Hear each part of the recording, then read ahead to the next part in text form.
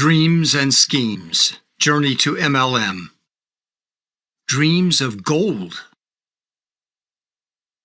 In 1913, at 26, a rather mature age for a young man in that era, Karl Renborg left his parents and the family business in South Carolina to travel by train to Seattle, Washington. His final destination, Alaska, where deep veins of gold were said to be awaiting intrepid and determined prospectors. Renborg's hope-filled journey was part of what historians have called one of the largest voluntary migrations in history at that time. News spread widely about discoveries in Alaska, which became a U.S. territory in 1867. More than 100,000 wealth seekers flocked to Alaska and Klondike in Canada's Yukon. Fewer than 4,000 prospectors found any gold, and even fewer actually became rich. The famed Alaska Gold Rush was one of America's legendary get-rich chapters, in the league with an earlier California gold discovery, and followed by booms in Florida real estate and the ballooning stock market in the 1920s. Writer Jack London is the most famous adventurer who searched for Alaska gold. He did find gold, of a sort, and wrote popular novels, including Call of the Wild, based on his experiences. According to the Neutralite story, Karl Renborg was inspired by London's quest and took the same voyage 16 years later. Upon arriving in Seattle, Renborg quickly learned that while the gold in Alaska was real, the widely held belief in the opportunity for wealth, the very motivation for his trip, was false. The boom was over. He was too late. Prospectors were no longer striking it rich, but rather were, quote, working like slaves for mere ounces of the metal. Some, like Renborg, abandoned the venture quickly, while others stayed and moved from place to place as news broke of yet another strike. As is now widely known, the real money in this and other gold rushes was not in gold itself, but in selling to gold seekers supplies, tools, transportation, anything that fed their hopes. Renborg's ill-fated trip was a typical folly, yet perhaps like the ventures of many others, his journey did lead to other unexpected discoveries. Renborg learned of another wealth opportunity while in Seattle, not in gold, but in commerce, in the newly opened and still mysterious China. He made plans to go there after returning to the East Coast, where he could gather the means. Karl Renborg's decision to travel to China in search of business opportunity, like the plan to discover gold in Alaska, was in no way original for the time, but part of a large-scale movement.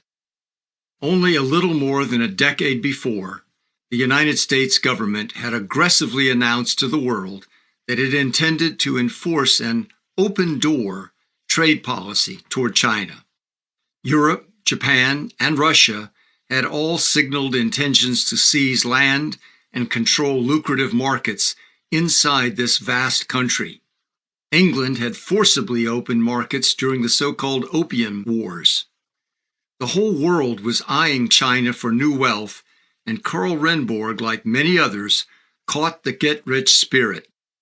In the U.S., as the American frontier was closing, natural resources were already exploited, and trusts started taking over vast areas of commerce. The prospect of sales opportunities in China revived the spirit of ever-expanding capitalism, not unlike a later era of open door that began for American business in China in 1978. While Renborg was too late for gold in the Pacific Northwest, his timing in China was better. Of the tens of thousands of men and women who headed west in search of the fabled gold opportunity, many were impelled strongly by frustration, personal failures, and a general sense of receding opportunities in the eastern U.S. Renborg was no exception. His work life began in the employ of his parents, who sold handmade souvenir jewelry and paintings to the wealthy in Gilded Age vacation sites along the East Coast, such as St. Augustine, Florida, and the Golfing Center of Pinehurst, North Carolina. There, his biography informs, young Carl met people he viewed as America's highest and best. He adopted them as role models, including, quote, the DuPonts and Morgans and Mellons. Like the iconic character Jay Gatsby in F. Scott Fitzgerald's novel, Renborg reportedly was inventing a, quote, dashing personality and writing down what he viewed as, quote, rules for self-improvement, addressing his own diary as if to an alter ego as, quote, old book when he made entries. His rules, as his son noted admiringly in the biography, were aimed at impressing others, rising in status, and attracting women. Renborg's job was in the sales and marketing of his parents' handmade crafts. Yet, as he stated in his journal, business has been so poor for 2 years, and I have been so little of a man that Dad and I amicably concluded that I would reap benefit from working for someone else. Renborg's first real job outside the family's business lasted only a few weeks. He was reportedly fired for being unable to motivate the factory workers he was supposed to be supervising. He went back to work for his father. In a short time, though, he was sent off to New York under parental patronage to attend a jewelry design school. But, according to his biographer, he harbored a deeper interest in becoming an actor. Renborg lasted less than a year in jewelry design. He did not leave to pursue an acting career, but instead launched into another profession as inventor. His first invention, developed with an unnamed partner and described as a, quote, revolutionary flooring material made out of melted rubber, sawdust, and other special ingredients.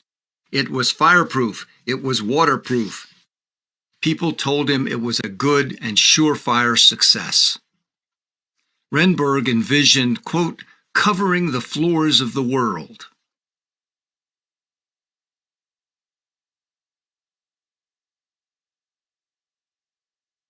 Unfortunately, as the first installation revealed, the product had a serious flaw. It cracked. The project was abandoned.